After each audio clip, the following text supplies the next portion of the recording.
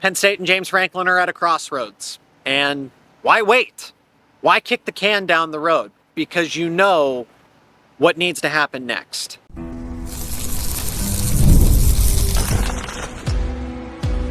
You are Locked On Nittany Lions, your daily podcast on the Penn State Nittany Lions. Part of the Locked On Podcast Network, your team every day. You are Locked On to Penn State football. As always, thank you so much for checking out another edition of Locked On Nittany Lions. My name is Seyko, and I'm your host of the show, credentialed media member for both Penn State football and Penn State wrestling.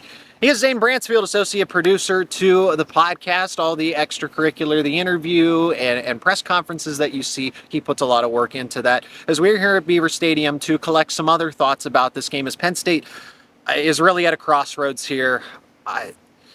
There's only so much analysis you can put into the X's and O's, but it's a what's next, what has to happen, what needs to happen, what will happen, and that's what we're going to answer in today's reaction. Is now everything's kind of boiling over, and it's still simmering very much. As there are a lot of disgruntled people that between the fans, between alumni, between the powers that be at Penn State, and I think this relationship between James Franklin and Penn State, unfortunately, has really run its course. It just has.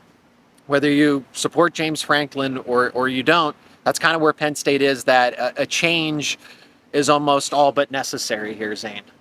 Yeah, and I like to be optimistic, give people the benefit of the doubt. Yeah. But, like, when you look at it over and over again, it's like it's not even just the top 10 teams anymore. Like, now it's Northwestern and UCLA, and it's like, at the end of the day, like, some change has to happen in some capacity, whether people want to say it's Franklin or somebody else. Something needs to change, and it needs to happen relatively soon, like, and by the end of the season type of deal. Might be sooner than that. So let's talk, because that's kind of the what will happen, what should happen. What should happen is that at the very minimum, I think some form of discussion needs to happen at the end of the season. I mean, some people are calling for it right now. That's today, tonight, tomorrow, that Penn State should move towards firing James Franklin, firing Andy Kotelnicki, Jim Knowles, Marcus Hagans has been included in those conversations. Basically, turn to Terry Smith, Ethan Grunkemeyer. We know the unfortunate injury to Drew Allar, but basically promote Terry Smith as interim head coach, because this guy's been here for over a decade as well. Former Penn State football player, Penn State graduate. I think that if you're looking for somebody that can somewhat maintain this locker room, and I think he would absolutely do an excellent job in this interim role. Again, I'm not going to go too far ahead with that, but let's talk about that, Zane. It's kind of, because I never thought we would see that in a reality where Penn State would move towards entertaining the buyout, but we're kind of at this point, probably because I didn't anticipate that it couldn't get any worse than Oregon, right? It couldn't get any worse than UCLA. Now we're here post Northwestern, and you're at the lowest of lows for this season. How much worse can it get for this season? Starting quarterback gets hurt. For the most part, the crowd is just after James Franklin. So Zane, it almost seems like Penn State has to make a move now, as opposed to kicking the can down the road if you know that you're going to do it. Yeah, and for those who don't know, the James Franklin buyout is estimated around that $50 million mark. Nobody knows, right? 48. No, I've seen 48, 56 million. Yeah, but you also have to, you fire parts of the staff. If you let go of Franklin's staff, you also have to pay the buyouts for those. But continue. Yeah, my point is just that it's considered a decent amount of money, and like Penn State obviously doesn't want to have to spend that type of money. But at the end of the day, like, some kind of change needs to happen. And like you said, now with Allar being out, like, do you turn that table now? And Franklin was asked straight up in the post-game press conference, like, does he want to be the head coach at Penn State football? And he didn't really give a straight answer. He just said, I want to be here for the players. So that, infer that as you will. He didn't say he wanted to be at Penn State. So let's read this accurately, because I think the one thing, I don't want to do the mental gymnastics anymore, okay? Because in weeks 1 and 2, it was easy to kind of overlook some of the things that Penn State was struggling with. So let's accurately interpret that. Zane, I don't think James wants to be here anymore. I don't think he wants to be the head coach, because my thing was, James Franklin, why would he want to leave Penn State? He has it made. He has the stability, he has the resources as a top 10 program. Why would Franklin want to leave all of this behind because Penn State is just such a good spot to be. But when you feel the pressure from the fan base, and that's the power that the fans have, when they're humiliating Franklin, when the crowd, and I'm not speaking for everybody, don't misinterpret that, but when the crowd is to an extent actively against you, right? It's one, I've been saying this for a couple of weeks now. Franklin just looks so defeated. He didn't even look at the fans today after the game. Usually he goes up and high fives fans. He did not do that today. So there you go. There's no sugarcoating where Franklin stands, because from a thousand feet away, because Franklin's not going to tell us, I don't want to be here, I don't want this or that. But when you get the chance to ask him these questions, right? He doesn't tell us, hey, by the way, I'm thinking of leaving, or I'm considering leaving. It's kind of what else is there for Franklin at this point? What else is there for Penn State at this point? It's almost kind of mutual. So we'll continue that conversation. What it looks like if this actually transpires. Does Franklin let go ASAP? Is it later on in the season? Is it after the season? Because again, if Penn State already knows it's going to go in that direction, I don't know why you kick the can down the road. So let's talk about the situation that is brewing here with Penn State football coming up next here on Locked On Nittany Lions. And this episode is brought to you by Mazda. Mazda crafts cars for those who do more than simply move. Mazda delivers confidence with every ride, with more IIH Top Safety Pick Plus awards than anyone else. From footwork to breathwork, athletes sweat all the details. Mazda brings the same intention to how we craft every model. You can feel Japanese craftsmanship in every detail. From the metallic accents to available Napa leather upholstery, you can make everyday drives feel like anything but. From the smooth handling to intuitive controls. With all-wheel drive standard in every crossover SUV, you can drive with confidence through almost any season. Like our players, we sweat every detail, because when you make every move count, impossible becomes irrelevant. Mazda, move and be moved. This episode is also brought to you by Monarch Money. Most people can't name all of their financial accounts or even what they're worth, whether it's 401ks, properties, or investments. And when you don't have the full picture, you can end up leaving money on the table. That's why there is Monarch Money. It's an all-in-one personal finance tool that brings your entire financial life together in one clean, easy-to-use interface on your laptop or on your phone. Monarch is built for people with busy lives. If you put off organizing your finances, Monarch is for you. Monarch does the heavy lifting for you. You can link all of your accounts in minutes, see clear data visuals, get smart categorization of your spending, and finally feel in control of your money without ever touching a spreadsheet. Maximize your investments, increase your savings rate, easily review finances with your partner or a financial advisor, keeping a clear view of your financial health week to week and long term. Don't let financial opportunity slip through the cracks. Use code LOCKEDONCollege at monarchmoney.com in your browser for half off your first year. That's right, 50% off your first year at monarchmoney.com with code LOCKEDONCollege. Here at Beaver Stadium to talk about how this all unfolds, Zane, and James Franklin did a lot of great for this program as it was, but now a lot of things come into question as you got the resources, you got the coordinators that you wanted, you went to the donors and the boosters and said, I need this roster in order to push this group over the top.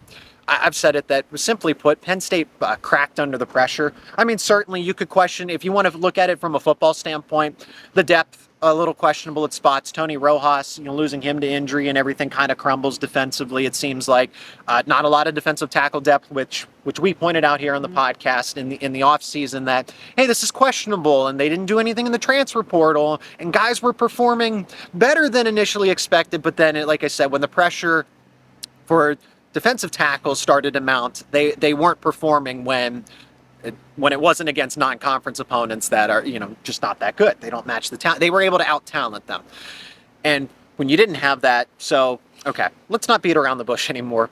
But I'm saying that where did this team falter And it just cracked under the pressure. That's really what it was. The national title expectations, national title or bust as it was dubbed. I certainly had said that because you didn't get a better setup. You got the core. Andy Kotelnicki was back. You got Jim Knowles away from Ohio State. You retained your starting core aside from Tyler Warren and Abdul Carter. Surely this is a group that can either get itself back to the same position or go further, and you didn't. So that's what I mean. There's really, if Franklin doesn't want to be here, as we've kind of pointed out in the first segment, if Penn State says, look, this has run its course, I don't know what we can do to self-correct, I don't think there's any point of kicking the can down the road and waiting to the end of the season.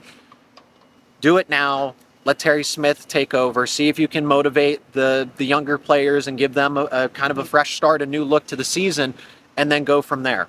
Well, I think, too, you have to an extent, like, the bowl eligibility is still on the line, so Penn State can still fight for that. Yeah. And also, you can prep guys like Ethan Grunkemeyer for next season. He's going to be playing. Well, that's the thing. Do any of those guys stay? The transfer portal, a coach being fired. Technically, any of those guys could actually, if Franklin gets fired. Yeah, they can leave tomorrow. They can enter the transfer portal as soon as possible. So it's really, there's a lot of things that Penn State has to reason with. And I'm not trying to advocate and say like, oh, that's justification as to why, James Franklin should stay and this and that. But I'm just saying, hey, you do have some ramifications here that you really have to weigh out. Of course, I've pointed out that if you are going to buy out James Franklin of his contract, what is he going to be willing to negotiate down to? Is Penn State really prepared to do 50 plus million, pay out staff members as well? And it's not going to be from the administration. It's going to be from the donors, from the boosters. And it's already exhausting to pay for a stadium renovation, the NIL that went to this roster. Everything's kind of maxed out at this point with the way that Penn State's handled its finances for this season. And then you kind of put the next coaching staff at a little bit of an uphill battle, to say the least. Again, I don't know the exact finances, and I'm not balancing the books here, but just from the far away point of view, it's just, those are the things that you have to consider, unless Franklin really says, you know what, it really comes down with his buyout or something like that. Yeah, and I honestly, I don't think it really matters if we're looking at how much they're going to spend. Either Penn State's going to do it or they're not going to do it. Yeah. It's a matter of how much do they want to part ways with James Franklin, and that's obviously their decision.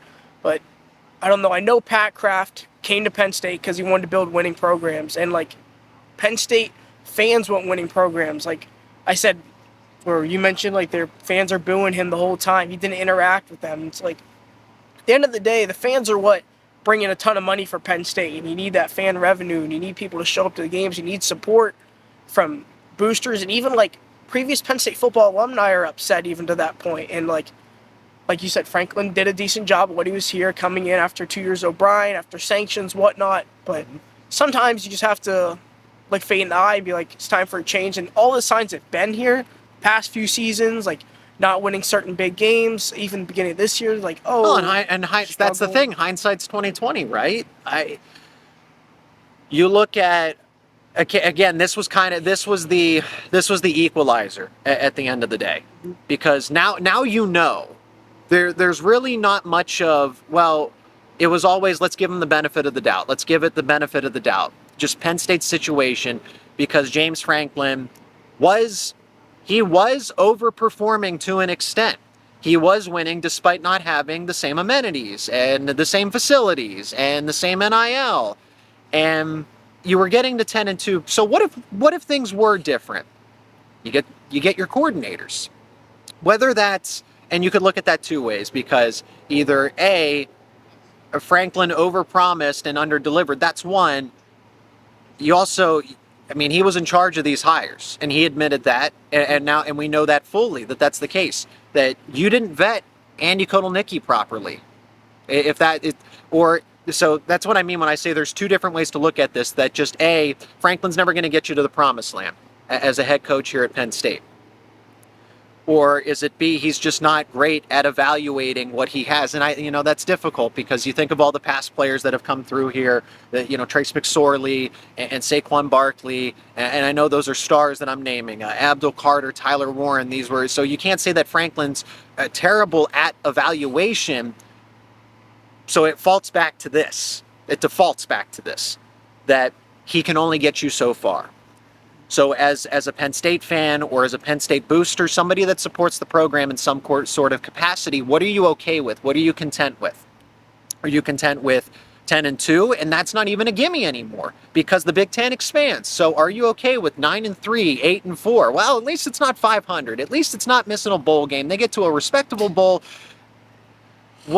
Or do you want national titles, being at the top like Ohio State every season? Maybe you stumble a little bit, but now you have Indiana emerging. Now you have USC, Oregon, Washington to deal with. Nebraska. Heck, yes, Nebraska, but I don't want to dismiss UCLA since Penn State lost to them, right?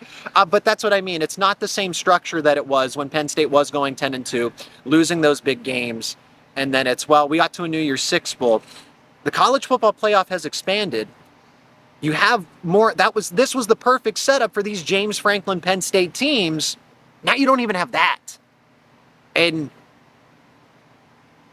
when you have the opportunity to say, hey, I can deliver with getting the coordinators, getting the amenities, getting the NIL to back this roster, and you don't just not lose to Oregon and Ohio State. You lose to Oregon, UCLA, and Northwestern. That's what did this in. And it's not only that, you could have beaten those teams, all three of them. Don't tell me that they couldn't have beaten any of those three teams. Oregon too. Yes, they could have beaten Oregon. But UCLA and Northwestern, that's where it's inexcusable. That's where it's disgraceful, and to an extent, I've said it before, insulting. Yeah, and at the end of the day, like, you can't even look at the talent when it comes to Northwestern, UCLA. And so it's just no fight in this team, and that's what's disappointing, is that we were told otherwise. It was lip service, but the locker room was lost. And I think really, like, we've said it like over and over again, it's leadership. At the end of the day, like, your coach and your leadership staff and everybody is going to prepare you to mentally win these games that are like, not like your talent will take you over the top to win those national titles and whatnot, but like the teams that you have better players than, that's a leadership thing, and you have to come in and you have to be able to win that and let your guys know that you can play at a level that's much greater than them and actually execute those levels and make adjustment mid-game. And frankly, Penn State hasn't done that today, hasn't done it this year, hasn't done it a lot of times in the James Franklin era. And I'd like to give people the benefit of the doubt, but eventually, like, sometimes you need a new clean slate, need somebody else to come in and look at things a little differently and push you to that next level. Sometimes the situation has run its course, and I think that's what we're dealing with here right now as we reflect on Penn State football. So continue with some final thoughts, because people are pointing out, did James Franklin just ride the momentum of a blocked kick against Ohio State? Was this all a mirage at the end of the day? We'll debate that coming up next here on Locked On Nittany Lions. And today's episode is brought to you by SupplyHouse. When the opening whistle blows on a new repair, get your crew moving forward with SupplyHouse. Order today and see parts on your doorstep tomorrow. Over 280,000 plumbing, HVAC, and electrical items from the most trusted brands in the business. Their real-time inventory and honest lead times keep you from punting on projects, while their industry-leading customer service always has your blind side covered. Do you need parts fast for a project? SupplyHouse has next-day delivery. Talk about a game changer. The part finder tools and 3D schematics can save you hours on jobs when every detail matters, and their Trademaster perks like priority shipping and a dedicated support line make the whole process smoother. Join the free Trademaster program today and score serious perks like priority shipping, lower prices, and a dedicated support line. Visit supplyhouse.com to sign up for free and use promo code SHCollege5 for 5% off your first order. That's supplyhouse.com. Real people, real service. Today's episode is also brought to you by Quo. One of the tools that help make a huge difference for business owners is Quo, formerly Open Phone. It's the same great phone system you've heard me talk about before, but just with a new name. And here's why it matters. Every missed call is money left on the table. When every customer conversation counts, you need a phone system that keeps you connected 24/7. Quo is the #1 business phone system that streamlines customer communications. It works right through an app on your phone or computer, so no more carrying two phones or relying on a landline. Their built-in AI agent is a game changer. It can answer after-hours calls, capture leads, and keep business moving even when you're off the clock. Whether you're a solo operator juggling everything or part of a larger team, Quo makes it easy to stay responsive and professional. See why over 90,000 businesses trust Quo, formerly OpenPhone. Get started for free and get 20% off your first 6 months at quo.com/lockedoncollege. That is quo.com/lockedoncollege. And if you've got existing numbers with another service, Quo will port them over at no extra charge. Quo, no missed calls, no missed customers. Appreciate each and every one of you for joining us here on this edition of Locked On Nittany Lions. That's an interesting debate that Franklin really was able to maximize the momentum of one special teams play against Ohio State in 2016, and not even that great of an Ohio State team. That was an Ohio State team that was down that year, and Penn State won a Big Ten championship, but then after that was never able to reach that next step, and that was the time to do it. You did get the recruits. You were up against Ohio State in 2017. You were up against Ohio State in 2018, and you couldn't deliver in those moments. I don't know that those teams were actually better, but at the end of the day, they're remembered otherwise because Penn State didn't win those games. But you had Saquon Barkley, you had Trace McSorley. Surely you were more talented. Again, on paper doesn't matter. It's the results on the football field. A game that took place here in 2018, aside from all the other ones. So that is I can't disagree with that. Again, hindsight's 2020, but there is an element. There's so many bigger picture stuff to discuss about Franklin's era, Franklin's time here at Penn State. Franklin also was able to really leverage this Penn State athletic program. And how you want to interpret that is kind of up to you, but his agent and Franklin and his agent were able to really negotiate a situation where this is a tough decision for Penn State and the powers that be that control the finances, because this is going to come at a hefty cost one way or another. Forget the look of it, the dollars that are involved here, and to an extent, the Penn State athletic program, and maybe not the athletic program, but the people who were in charge at the time sold out on James Franklin to maintain what exactly? I mean, Franklin was doing well. Franklin was successful in some areas, but he hadn't delivered a national title. He had delivered one Big Ten title, I guess because how quickly he was able to bounce back the program, I suppose. But it's really that next extension that was back in 2021 after Penn State went 7-5. And like I said, Penn State, James Franklin has all this leverage. Say he didn't want to leave. And that's kind of what I've thought about, is that why would Franklin want to leave this? Because he has it made. So that's the Ohio State game, really. James Franklin has been piggybacking off of that for a while now. And then he has that contract that, gives him all the cards in any sort of negotiations. Yeah, and I agree with you. I think there was an extent, he knew what he was doing. For sure he knew what he was doing, putting that contract in, because like you said, it gives him all the cards. But well, everyone's in it. That's what I don't mean to make it so sound so malicious. But everyone is in it to themselves everyone is in it for themselves to an extent. And I'm not saying that James Franklin was trying to just whatever he could to undermine Penn State football and Penn State athletics, but he was looking for extra stability and got it when maybe it wasn't necessarily deserved. Yeah, and I think that's a fair point, because you said he won a couple important games, Ohio State. A couple out of 20 plus opportunities. But that contract extension came shortly, not that far after those times. The COVID season, 7-5. If you get a wave, you're going to keep riding it forward. I think that's what James Franklin did to an extent. He says he's here for the players, and the players say they love playing for him. But at the end of the day, if somebody's getting a nice fat contract, I think that goes a long way. And so, but now it doesn't look that way. I think Franklin, like I said, I think he's kind of frustrated to an extent. He knows that, in their past times, people used to be upset with Franklin because he wouldn't take responsibility. Now he's taking a lot of responsibility, so then But it feels so passive. There's passivity, apathy here. Does he genuinely mean it?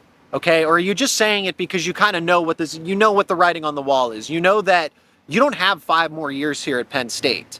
You don't have 10, my outlook is trending in a neutral or in the right direction. Are you just kind of saying that because it's okay to admit it at this time? It's acceptable, and it's just, I might as well, it's kind of almost like if you're Franklin, I might as well admit fault because I have nothing left at this point in time with how this has gone. Penn State cracked under the pressure. It's just Franklin was a high energy guy when he got here, and then it's just slowly diminished over time because I saw a team again with no fight, no grit, not a lot of willpower going into games that were all Penn State's. These were self-inflicted mistakes, as players have pointed out, coaches have pointed out. Us in the media are going to continue to point out, you're better than Northwestern. Okay, the result says otherwise. You're better than UCLA. Result says otherwise. You went toe-to-toe with Oregon up until the double overtime. Okay, Penn State cracked under, this team cracked under the weight of its own expectations, internally, externally. I'm not entirely sure. And when you get paid millions of dollars, it's not an excuse. But that is what happened here today because these players were talented. These are good coaches. And that's the only thing I can point to. Yes, mistakes were made. You can point to the tape. You can point to the X's and O's. But that's what it boils down to, is that this team just wasn't ready for the pressure. And they folded because of it. But can Penn State get a better coach than James Franklin? Okay, so yeah, we can talk about that. To keep it short as we wrap up on time here. Yes, because Penn State is the institution that it is. Penn State is a top 10 brand, nationally speaking. Penn State's in the Big Ten Conference, which has only the SEC has some of the most stability. I don't know what's going on with the Big 12. I don't know what's going on with the ACC, but you have stability in the Big 10. You'll have stability for the most part at Penn State. I don't think Penn State's looking for a coach that, hey, you get 2 years to prove it. No, you're going to look at how long Penn State stuck with James Franklin despite turbulence across the board. Okay, there were seasons where he faltered. There were seasons where it did make sense to maybe go through a change, and that never happened. So Penn State will commit to another coach and be able to give it the resources. This is a top 10 job in college football. You might even argue that it's a top 5 job. And when we're talking about revenue generated, it's actually 7th. It's actually 7th overall. Ohio State's number 1. Penn State is 7th in terms of revenue generated. So that's what I mean when I say this is a top 10 program to run. It is a destination job for somebody, whether that's Matt Rule, whether that's a Kurt Signetti, or maybe you go get a Will Stein, maybe you go get a wild card of some sorts. I'm saying that Penn State has the privilege, because of the brand that it is, that you can go get the coach that you want. And can Penn State do better? Are they Nebraska 2.0? That's what we've kind of heard for the past decade plus. And I don't necessarily buy that anymore, because I think back to Penn State's not a program that is an afterthought. This is one of the best in the country.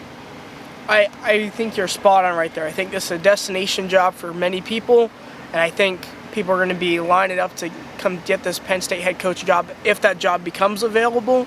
And so we'll have to wait and see what happens there. But I think if we want to end here on a bright note, I think Katron Allen is having a pretty good season here overall. Yeah, it's difficult to kind of talk about player accomplishments and everything. I feel gutted for Drew, players that transferred in, seniors that came back. Denai Dennis Sutton could have gotten a head start in his NFL career. Same thing with Zane Durant, and I can kind of see that in the reaction of the players, questioning, did I make the wrong decision? Hindsight's 20/20. I just hope they succeed in the long run, and I especially hate that for Drew, who got hurt. Penn State did fail, and when I say Penn State, just the situation failed Drew. If you want to blame James Franklin, okay, I kind of understand it with where we are at this point, but Drew Allar was failed by someone, somebody, something at the end of the day, and didn't get the necessary support that he needed as a high ceiling kind of guy that never really materialized, and he's going to be remembered for a lot of the wrong reasons, unfortunately. So I know, I get what you're saying, Zane. You want to point out player performances and everything else, but it's difficult to do that in a situation like this where where does Penn State go from here? So there's going to be plenty of follow-up conversations. There's going to be plenty of analysis. short lists for coaches and everything like that when the ultimate decision is made. He's Zane Brancefield, associate producer to the podcast. My name is Zach Seyko, your host. As always, let us know your thoughts down in the comments section. Appreciate each and every one of you for checking out another edition of Locked On Nittany Lions.